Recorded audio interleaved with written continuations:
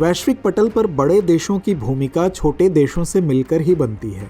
यही कारण है कि विकसित देशों की महत्ता विकासशील देशों की निर्भरता पर टिकी रहती है। ऐसे में कब कौन सा देश किसके लिए हितकारी सिद्ध होगा और किसके लिए खतरा पैदा करेगा, यह सब भू राजनीतिक परिवेश पर निर्भर करता है। मौजूदा हालातों में कुछ ऐसी ही परिस्थिति नजर आ रही है चीन और उसके पड़ोसी ताइवान के बीच। दरअसल हाल ही में ताइवान में राष्ट्रपति चुनाव संपन्न हुए हैं और इस चुनाव में डेमोक्रेटिक पीपल्स पार्टी के अध्यक्ष विलियम लाई की जीत हुई। ताइवान के अगले राष्ट्रपति विलियम लाई होंगे। दरअसल विलियम लाई को अमेरिका का करीबी माना जाता है और चीन के विरोधी के रूप में उनकी पहचान बनी हुई है। हालांकि चारों ओर पानी से घिरा यह द्वीप वैश्विक स्तर पर बेहद महत्वपूर्ण है। यही कारण है कि बेशक आकार में यह द्वीप छोटा हो, लेकिन अपनी इस महत्ता के वजह से क्षेत्र में होने वाला चुनाव एक अंतर्राष्ट्रीय मुद्दा बनकर सामने आया। ऐसे में यह सवाल उठना लाजमी है कि चीन ताइवान के बनते बिगड़ते रिश्ते के क्या मायने हैं। इसके साथ ही इस छोटे से द्वीप समूह में दुनिया की दिलचस्पी क्यों है और ताइवान चीन के संबंधों का भारत पर क्या प्रभाव पड़ेगा। आज के इस एपिसोड में चर्चा करेंगे हम इन्हीं सवालों पर। चीन के दक्षिण पूर्वी तट से करीब 161 किलोमीटर दूर यह द्वीप स्थित है। साउथ चाइना सी, ईस्ट चाइना सी और फिलीपींस सी के बीच बसा यह द्वीपीय आर्थिक एवं रणनीतिक दृष्टिकोण से बेहद महत्वपूर्ण है। हाल में विलियम लाई यहाँ के राष्ट्रपति चुने गए हैं। जानकारों की माने तो ताइवान में सत्ता परिवर्तन के बाद कई बदलाव आने के कयास लगाए जा रहे हैं। इस कड़ी में चीन और ताइवान के उतार चढ़ाव भरे संबंधों पर नजर डालें तो मालूम होता है कि चीन ताइवान का सबसे बड़ा खतरा है, लेकिन इसके साथ ही उसका सबसे बड़ा व्यापारिक साझेदार भी है। मौजूदा समय में चीन के साथ संबंध सुधारना ताइवान पर शासन करने वाले किसी भी व्यक्ति का शीर्ष एजेंडा है। इसके पीछे का कारण है वर्तमान समय में ताइवान के बिगड़ते आर्थिक हालात। आंकड़ों के मुताबिक ताइवान में जीवन यापन की बढ़ती लागत और नौकरियों का संकट इस चुनाव के प्रमुख घरेलू मुद्दे रहे हैं। राजनीतिक गतिरोध की संभावना के बाद भी विश्लेषकों को उम्मीद है कि विलियम लाई ताइवान की अर्थव्यवस्था को गति देने और चीन के साथ शांति बनाए रखने के बीच सही संतुलन बना सकते हैं। दरअसल चीन ताइवान को अपना हिस्सा मानता है, लेकिन ताइवान खुद को स्वतंत्र मानता है। यहाँ गौर करने वाली बात है कि ताइवान खुद को एक स्वतंत्र देश के रूप में पेश तो करता है, जिसके तहत यहाँ लोकतांत्रिक शासन व्यवस्था है, लेकिन ताइवान ने खुद को कभी आधिकारिक रूप से स्वतंत्र राष्ट्र घोषित नहीं किया है। यही कारण है कि चीन यहाँ अपने अधिकार का दावा करता है। दरअसल ताइवान की जियोग्राफिकल लोकेशन और उसकी अर्थव्यवस्था उसे वैश्विक स्तर पर एक अलग पहचान दिलाती है। हम रोज जिन इलेक्ट्रॉनिक उपकरणों का इस्तेमाल करते हैं, उनमें इस्तेमाल होने वाले चिप ताइवान के ही बने होते हैं। ऐसे में यदि ताइवान पर चीन का नियंत्रण हो जाए तो दुनिया के इस अहम उद्योग पर चीन का कंट्रोल हो जाएगा। इसके साथ ही ताइवान ग्लोबल लेवल पर एक आसान और सुगम ट्रेड रूट प्रदान करता है। जाहिर है कि चीन की कंट्रोल होने से वैश्विक स्तर पर चीन का महत्व और बढ़ जाएगा। चीन और उसके पड़ोसी ताइवान के बनते बिगड़ते रिश्तों का असर वैश्विक राजनीति में बखूबी नजर आता है। भारत के दृष्टिकोण से देखें तो दक्षिणी चीन सागर में भारत के अपने हित जुड़े हुए हैं। ऐसा इसलिए क्योंकि भारत प्रशांत क्षेत्र के साथ भारत का लगभग 55% व्यापार इसी जल क्षेत्र से होकर गुजरता है। असल में इस क्षेत्र की आर्थिक समृद्धि और यहाँ भारत के अपने हित एक स्थिर समुद्री व्यवस्था पर निर्भर करते हैं, जिसके लिए जरूरी है कि समुद्री रास्ते खुले रखे जाएं। इस दिशा में भारत समुद्री कानून पर संयुक्त राष्ट्र कन्वेंशन को बरकरार रखते हुए इंडो पैसिफिक क्षेत्र में एक नियम आधारित व्यवस्था पर जोर दे रहा है। इसी कड़ी में भारत और ताइवान के बीच नजदीकियां बढ़ी और दोनों के बीच द्विपक्षीय व्यापार में बढ़ोतरी दर्ज की गई।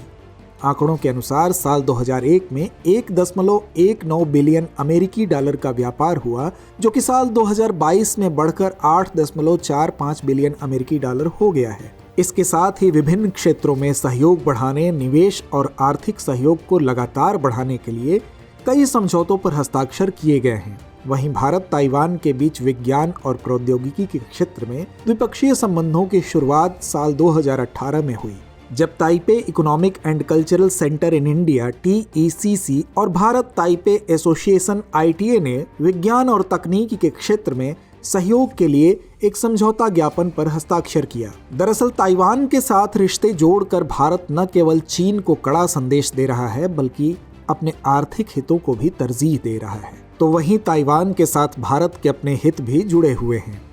असल में ताइवान दुनिया के आधे से अधिक सेमीकंडक्टर का उत्पादन करता है। भारत जो आज इलेक्ट्रॉनिक वाहन, मोबाइल और अन्य इलेक्ट्रिक उपकरणों के उत्पादन पर जोर दे रहा है, उसके लिए ताइवान की सहभागिता जरूरी है। इसी क्रम में गुजरात में दोनों देशों की कंपनियों ने मिलकर सेमीकंडक्टर संयंत्र भी स्थापित किया है।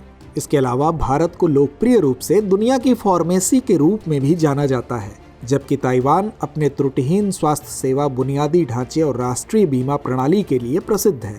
ऐसे में ताइवान भारत मिलकर चिकित्सा के क्षेत्र में सहयोग भी बढ़ा सकते हैं। इसके अलावा ताइवान की सूचना प्रौद्योगिकी क्षमताओं का भी भारत लाभ उठा सकता है। हालांकि ताइवान के साथ अपने मजबूत होते रिश्तों के बीच भी भारत ने अभी तक एक देश के रूप में ताइवान का खुलकर समर्थन नहीं किया है। इसका कारण यह है कि वन चाइना पॉलिसी अंतर्राष्ट्रीय संबंधों में एक संवेदनशील और जटिल मुद्दा है।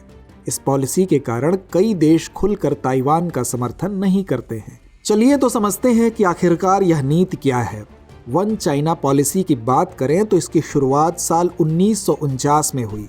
इस नीति के अनुसार चीन एक राष्ट्र है और ताइवान उसका अभिन्न अंग है। नीति को दुनिया के कई देशों ने मान्यता दी है। देखा जाए तो यह चीन की स्थिति की कूटनीतिक स्वीकृति है कि चीन में केवल एक ही सरकार है।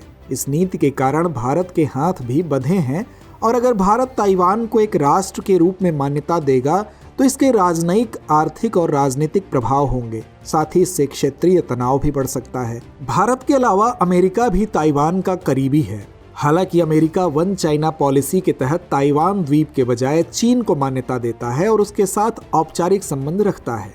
जानकारों के अनुसार वन चाइना नीति चीन अमेरिका संबंधों की एक प्रमुख आधारशिला है। यह चीनी नीति निर्माण और कूटनीति का मूलभूत आधार भी है। लेकिन यह गौर करने वाली बात है कि अमेरिका की नीति बीजिंग की स्थिति का समर्थन नहीं करता और वास्तव में वॉशिंगटन ताइवान के साथ मजबूत अनौपचारिक संबंध बनाए रखता है, जिसके तहत द्वीप को हथियारों की बिक्री और अन्य सहयोग शामिल हैं। इन सब उतार चढ़ाव के बीच देखना दिलचस्प होगा कि ताइवान में चुनी हुई नई सरकार का स्पष्ट रुख किस ओर होता है। अब बारी है इस कार्यक्रम के रविवारी विशेषांक दुनिया मेरे आगे की, जिसमें हम बात करेंगे दूसरी अहम अंतर्राष्ट्रीय खबरों की। अंतरिक्ष जगत में जाक्सा यानी जापान एरोस्पेस एक्सप्लोरेशन एजेंसी ने एक बड़ा मुकाम हासिल किया है। बीते दिनों जापान का मून स्नाइपर लैंडर ने चंद्रमा की सतह पर लैंडिंग की है। हालांकि लैंडिंग के बाद ही विमान की बिजली आपूर्ति में समस्या के कारण अभी लैंडर की स्थिति की जांच की जा रही है। वहीं जापान के इस मिशन का उद्देश्य चंद्रमा पर पानी की खोज और मानव की संभावनाओं की तलाश करना है। इस लैंडिंग के बाद जापान चांद पर अंतरिक्ष यान भेजने वाला दुनिया का 5वां देश बन गया है। गौरतलब है कि जापान से पहले संयुक्त राज्य अमेरिका, रूस, चीन और भारत सफलतापूर्वक चांद की सतह पर सॉफ्ट लैंडिंग कर चुके हैं। फ्रांस ने द्वितीय विश्व युद्ध के दिग्गजों के प्रति आभार और उन्हें सम्मान देने का ऐलान किया है। इस समारोह का आयोजन डी डे की 80वीं वर्षगांठ यानी 6 जून को किया जाएगा। मीडिया रिपोर्ट्स के अनुसार इस समारोह में कई राष्ट्राध्यक्षों के मौजूद रहने की उम्मीद है, जिसमें ब्रिटेन, अमेरिका, कनाडा और अन्य देशों के लगभग 1,60,000 सैनिकों का सम्मान किया जाएगा। गौरतलब है कि नॉर्मंडी आक्रमण के दौरान पश्चिमी यूरोप पर मित्र देशों का आक्रमण जो 6 जून 1944 को शुरू किया गया था, जिसमें फ्रांस के नॉर्मंडी में 5 अलग अलग समुद्र तटों पर अमेरिकी, ब्रिटिश और कनाडाई सेना की एक साथ लैंडिंग हुई थी और इसके साथ ही अगस्त 1944 के अंत तक पूरा उत्तरी फ्रांस आज़ाद हो गया था। पिछले साल शुरू हुए इजराइल हमास युद्ध में आए दिन नए मोड़ सामने आते हैं। बीते दिनों इजरायली प्रधानमंत्री नेतन्याहू ने बंदियों की रिहाई के लिए हमास के साथ समझौते को खारिज कर दिया। ऐसा माना जा रहा था कि अगर नेतन्याहू इस समझौते के लिए मान जाते तो शायद युद्ध समाप्ति की घोषणा हो जाती। वहीं नेतन्याहू ने अपने बयान में कहा कि वो जॉर्डन के पश्चिम के सभी क्षेत्रों पर पूर्ण इजरायली सुरक्षा नियंत्रण पर जोर देंगे। गौरतलब है कि बीते साल शुरू हुए इस युद्ध में अब तक हजारों लोगों की मृत्यु हो चुकी है और लाखों की संख्या में लोग विस्थापित हुए हैं। आज का सवाल है, ताइवान में हुए सत्ता परिवर्तन का वैश्विक राजनीति पर क्या प्रभाव पड़ेगा? विवेचना कीजिए। डियर व्यूअर्स, अपने एग्जाम की तैयारी को और बेहतर करने के लिए हमारे चैनल को लाइक, शेयर और सब्सक्राइब करना न भूलें।